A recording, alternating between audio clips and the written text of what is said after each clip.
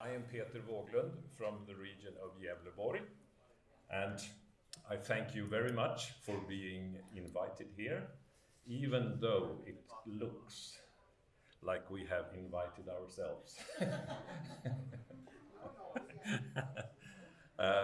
We are running a project in the region of Gävleborg, which I will tell you more about. I will also tell you a bit more about this region itself. And we had the possibility there to look at some other places in Europe to see how they work with similar things like we do. And we have chosen 3 places in Europe. The Lahti thing is one of the best, of course, because I wrote some kind of letter asking around Europe if there were of interest to meet these people from Gävleborg. And I had some answers, but I had a special answer from Maria the First, who's sitting over there. And we had a chance to meet also in Stockholm, and at once we decided we should make something out of this. So therefore I'm really happy that we can be here today. And I've also come into contact with Maria the Second. Sorry, you are not the second actually, but that's your name right now. And so we have planned this meeting for a couple of days, or a couple of weeks, or a couple of months actually. We are working with labor market issues regarding integration. And that's why we're here, to try to exchange ideas with you, to give something from what we do, and to hopefully gain something from you. And we are happy to be in this seminar today. And tomorrow we will also have the possibility to do some study visits here in Lahti, which will be very interesting. So thanks again for meeting us here. Well, now I have basically told you why we are here. We want to steal things and we want to export things, hopefully. And I will also speak something about our region, so you know where it is and how it looks and so on. And then, of course, the project that we are all working in is the focus of these things I'm going to tell you. I think it's quite important that you have a transnational opportunity in projects, because you work and you think that, oh, the Swedish solutions are the best ones in the world, but very soon you find that that's not the truth. You can find other solutions and you can do things other ways and so on. Therefore, it's really good if you have the chance to meet others. Who are we? I am Peter, as I told you, and I'm just the transnational coordinator. That's my own title. But the ones who are really working, those are the ones in the municipalities here. So we have from Gävle municipality, Linda Ullback. Yeah. And Lina Lönn. And Anna Moberg. So they are working in one of the sub-projects in this extra support in Gävleborg. It's called, very funny name. And they will also be out here later on and show what they are doing and tell you about their projects. Good morning. And then we have another municipality called Sandviken, and that's Frida Ollas. And Mava Suleiman. So where is Gävleborg? It's a region in Sweden on the other side of the Baltic Sea.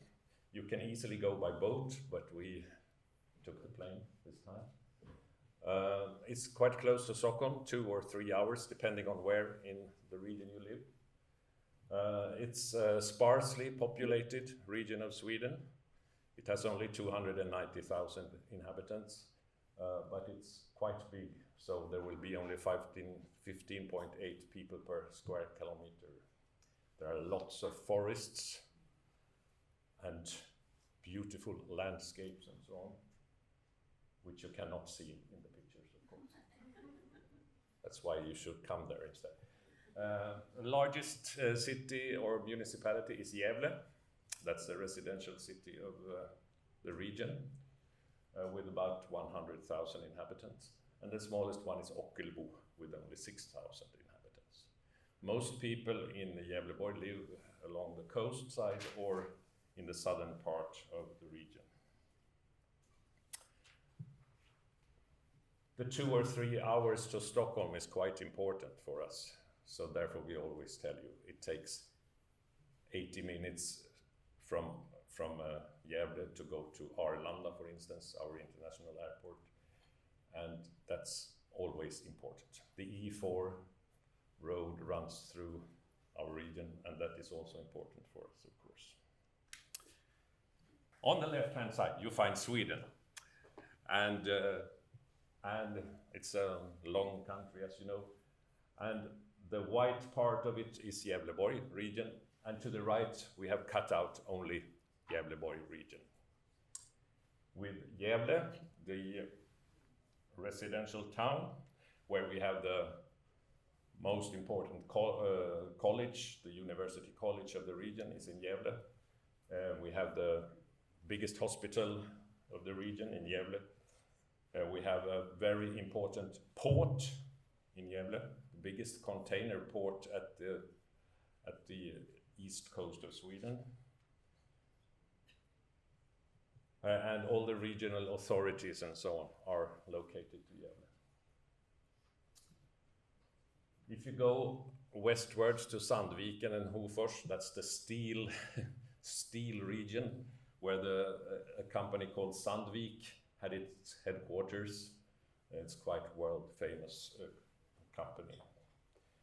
And then if you look at Bollnäs, Söderhamn and Ovanåker and so on, that's first the wooden delta in Ovanåker, where they make much furniture and things like this. And then there's mostly forests. And forestry is an important business sector for us.